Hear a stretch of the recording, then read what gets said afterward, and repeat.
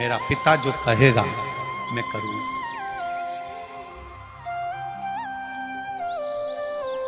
जरा सी body shoddy देखकर, गाड़ी का 50 रुपए का पेट्रोल देखकर, नए नए लड़के गाड़ियां ले लेकर तुम्हारे सामने आ जाएं, भुड़ भुड़ करे।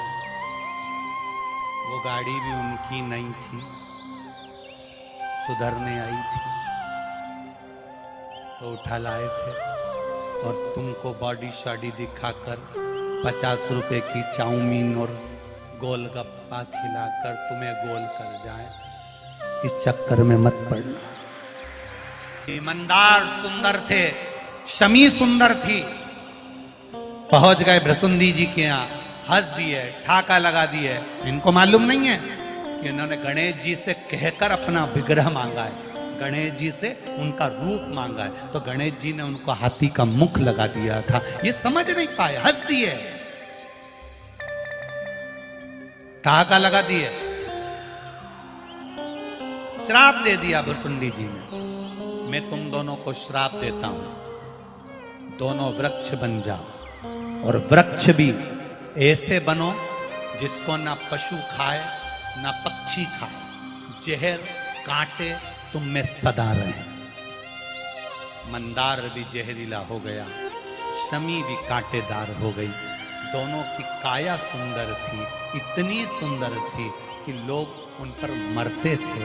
अब ये स्थिति हो गई कि मंदार जहरीला हो गया, इतना जहरीला कि पशु पक्षी भी ना खाएं। आकड़ा का पौधा बन गया जिसको पशु पक्षी भी ना खाएं। शमी कांटों से लदालूम हो गई, जो किसी काम की ना हो। दोनों वृक्ष बन गए, दोनों वृक्ष बन गए। 4 महीने हो गए। सोनक जी को मालूम पड़ा कि मेरा चेला अपनी बहू को मिलाने के लिए मेरे पास आ रहा था, कहाँ रह गया। सोनक जी ढूंढते ढूंढते पहुंच गए भृसुंडी जी के यहाँ। भृसुंडी जी, मेरा चेला मंदार अपनी धर्मपत्नी शमी के साथ आ रहा था, ना जाने कहाँ चले गया, दिखता नहीं है, मिलता नहीं है। भृसुंडी जी ने कहा उन्होंने मेरी हंसी उड़ाई थी, इसलिए मैंने उनको पौधे बना दिया, वृक्ष बना दिया, पेड़ बना दिया। तुरंत सोनक जी हाथ जोड़कर बोले, उन्हें श्राप से मुक्त कर दो ना, गलती हो गई, श्राप मुक्त कर दो। सोनक जी ने जब भृसुंडी जी से कहा, मैं श्राप से मुक्त नहीं कर सकता, पर जिनकी मैं आराधना करता हूं श्री गणेश जी महाराज, वो इनको श्राप से मुक्त कर सकते। सोनक जी और भृसुंडी जी दोनों गणेश जी के पास गए। गणेश जी, शमी और मंदार, इन दोनों को आप क्षमा कर दो। गणेश जी ने कहा, इसने मेरे शिष्य की हंसी उड़ाई है।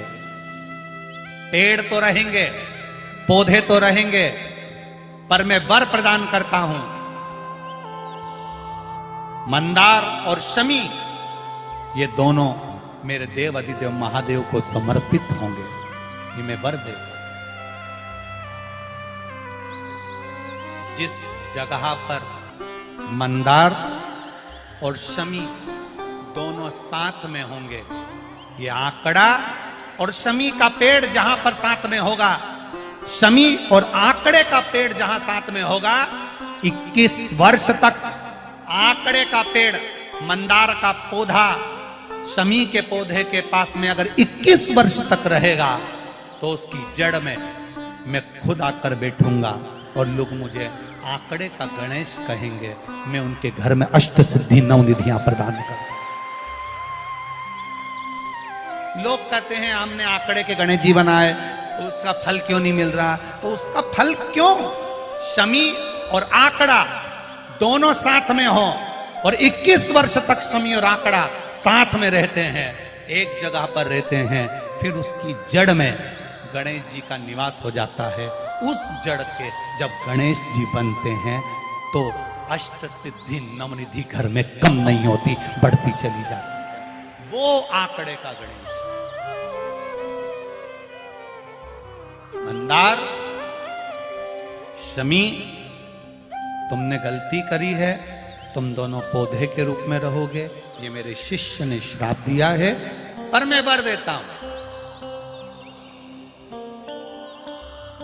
मेरी आराधना करने वाले गणेश जी कहते, मेरी आराधना करने वाले शमी का पत्ता, शमी का पुष्प, मंदार का पुष्प जब मुझे लाकर देंगे, दोनों साथ में दुर्वा के साथ मुझे समर्पित करेंगे, मैं उनकी मनवांछित फल की पूर्ति कर दूंगा, उनको आंच नहीं। ये मंदार आंखों से जल बहाता हुआ कहता है, हम क्या वृक्ष की योनि से छूटेंगे नहीं? हम क्या कभी वृक्ष योनि से समाप्त नहीं होंगे? गणेश जी ने कहा, मंदार, शिष्य का श्राप है, वो तो तुम्हें वृक्ष योनि में रहना पड़ेगा, पर तुम भले किसी से मिलने जाओ मत जाओ। गणेश जी कहते हैं, पर मंदार और शमी 33 कोटि देवी देवता तुम दोनों की जड़ में, तुम दोनों के पास सदा विराजमान रहेंगे। वो शमी, वो मंदार, एक मंदार का पुष्प। आपको कई बार कथा में कहा कि जब संतान की, इसमें कई पत्र हैं संतान की प्राप्ति के, कोई के 12 साल हो गए, किसी के 8 साल हो गए, किसी के 10 साल हो गए, किसी के 6 वर्ष हो गए। ये कोई माता ने लिखा है, उर्मिला शर्मा बदनावर धार मध्य प्रदेश की हैं, उन्होंने लिखा 6 वर्ष तक संतान नहीं थी। ऐसे कई पत्र हैं जिसके 12 साल, 8 साल, 10 साल संतान नहीं। तो क्यों कहा इस व्यासपीठ ने कि सफेद आंकड़े की जड़ लेकर तुम रुका जी पर से 21 बार घुमाकर कमर में बांधने का क्यों कर?